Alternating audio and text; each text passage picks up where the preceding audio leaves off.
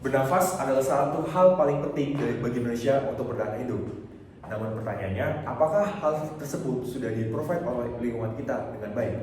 Kami kelompok 11 dari kelas KPTN ingin menjelaskan penelitian kami, yaitu dengan judul Analis Aturan Pembatasan Masuknya Kendaraan Bermotor di Kampus ITB Ganesha terhadap emisi kendaraan bermotor. Tim kami terdiri dari atas Fauzia Fitri, saya Riza Azza, Nabila Syifa, dan Hilman Alfazaka. Latar belakang penelitian ini, kami ingin menginvestigasi pengaruh jumlah kendaraan bermotor yang masuk ke dalam lingkungan ITB Ganesha terhadap parameter emisi karbon monoksida dengan mempertimbangkan kebijakan pembatasan yang sudah ada.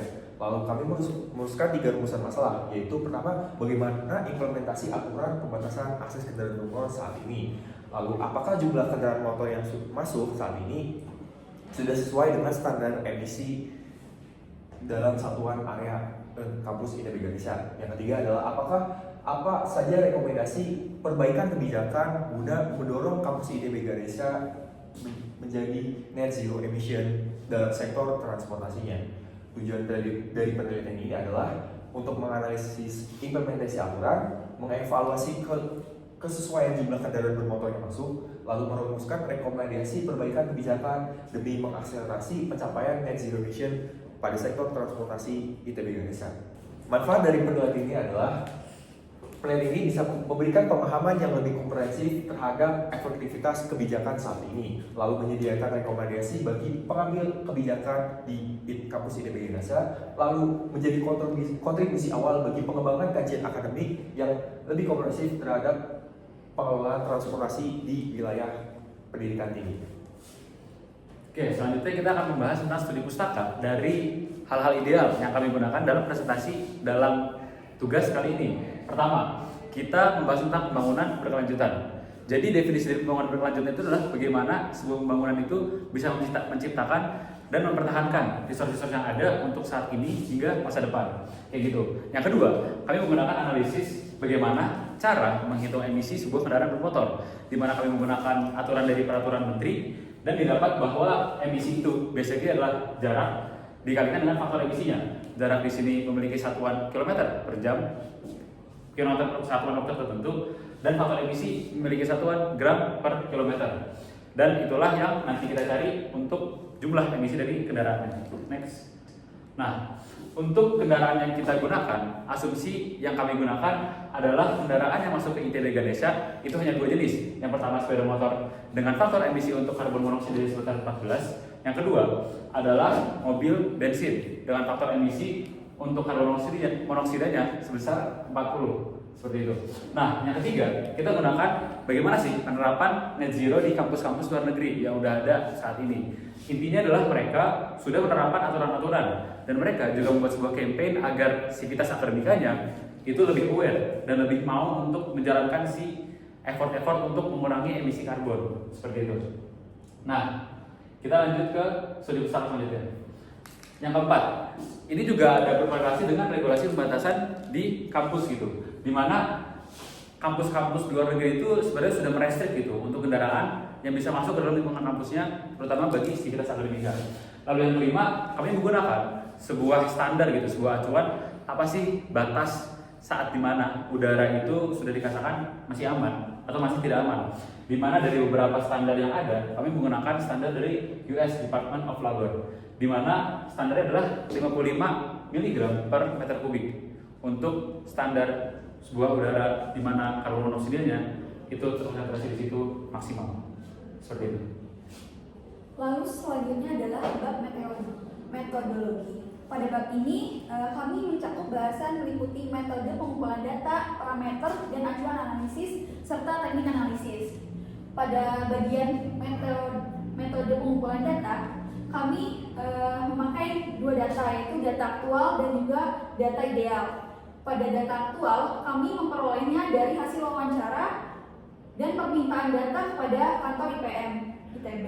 Lalu untuk data ideal diperoleh melalui telaah literatur yang mencakup parameter ideal mobilitas dan emisi, lalu referensi atau rumus untuk menghitung estimasi emisi karbon ideal per satuan luas area, serta studi dan laporan terkini mengenai kondisi emisi karbon transportasi di Indonesia. Lalu untuk parameter dan acuan analisis, kami mengacu pada SDG 11 yaitu Sustainable Cities and Communities. Indikator utama yang dijadikan acuan meliputi tingkat emisi karbon dari transportasi darat per area. Lalu selanjutnya adalah teknik analisis. Pada teknik analisis, yang pertama kami lakukan adalah perhitungan emisi karbon aktual. Lalu selanjutnya adalah penentuan kondisi ideal, dan selanjutnya adalah perbandingan aktual versus ideal yang tadi kami telah cari. Selanjutnya adalah evaluasi dan penyusunan rekomendasi. Pada bab analisis ini, yang pertama adalah kondisi existing kendaraan bermotor dan skema parkirnya di Institut Teknologi Bandung. Kami mendapatkan data dari IPM berupa motor berjumlah 1.100, lalu mobil berjumlah 750. Lalu selanjutnya kami juga menghitung jarak rata-rata dari gerbang utama menuju parkiran per fakultas. Lalu kami mendapatkan rata-rata jarak dari gerbang depan menuju tempat parkir adalah 552,86 meter. Selanjutnya adalah perhitungan emisi rata-rata harian di Institut Teknologi Bandung. Sebelumnya kami mengasumsikan sebagai berikut. Yang pertama adalah kendaraan bermotor yang dihitung berada di ITB Ganesha hanya motor dan mobil. Lalu mobil menggunakan bahan bakar bensin non solar. Lalu selanjutnya luas ITB adalah 286,830 meter persegi. Lalu tinggi volume udara di ITB sekitar 2 meter. Untuk perhitungan kami menggunakan rumus berikut.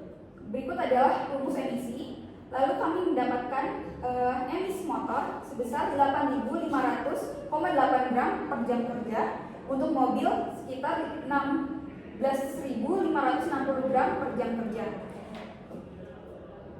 Setelah itu, karena kami mengetahui luas ITB yang mengasumsikan sebesar 286,830 meter persegi, kami mendapatkan emisi total sebesar 43,68 mg per meter kubik. Selanjutnya, kami mendapatkan data dari literatur bahwa batas maksimum emisi sebesar kurang lebih 55 mg per meter kubik. Karena itu, bisa disimpulkan bahwa ITB masih berada di zona aman untuk emisi karbon. Selanjutnya karena kami sudah tahu bahwa emisi karbon di ITB Ganesha per jam kerjanya aman bagi sesuai standar, kami melihat peluang di ITB Ganesha untuk menjadi pionir kampus di Indonesia yang mencapai net zero emission pada sektor transportasinya.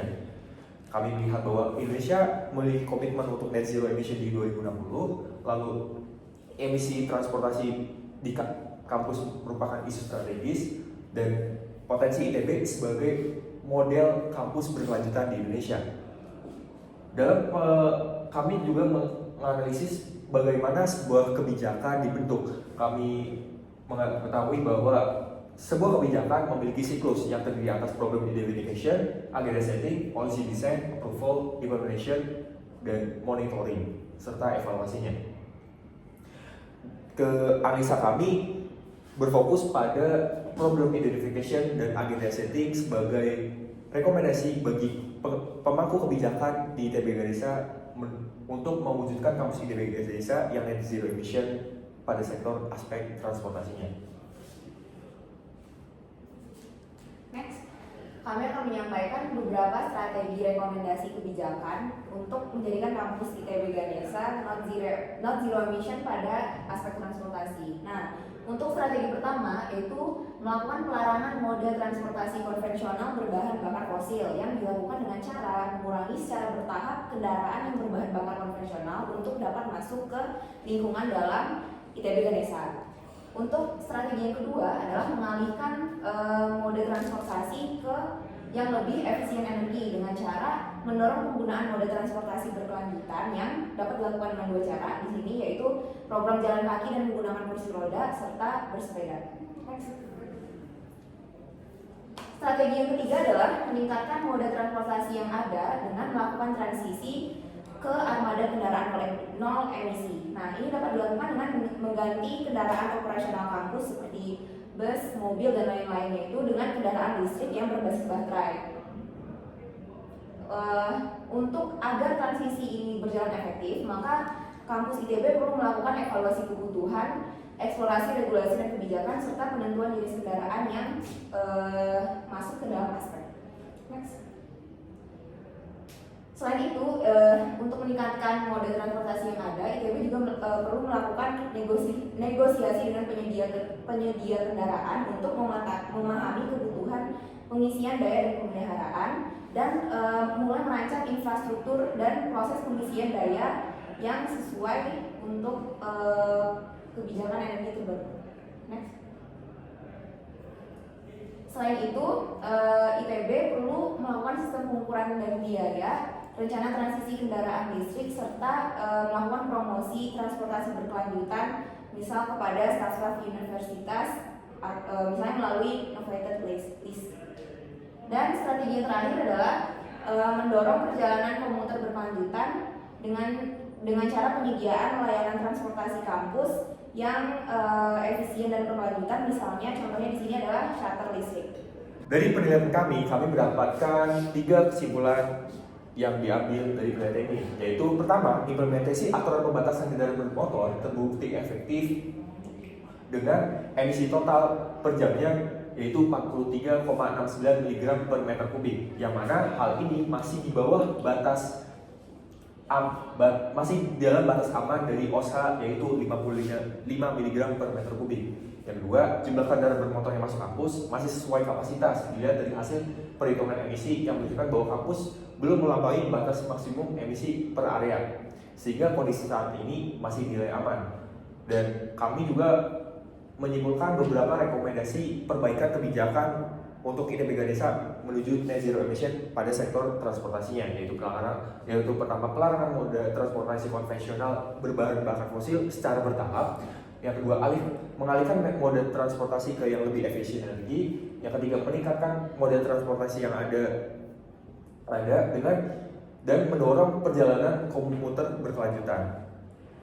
Mungkin itu saja dari kelompok kami. Terima kasih. Mohon maaf jika ada kekurangannya. Baik.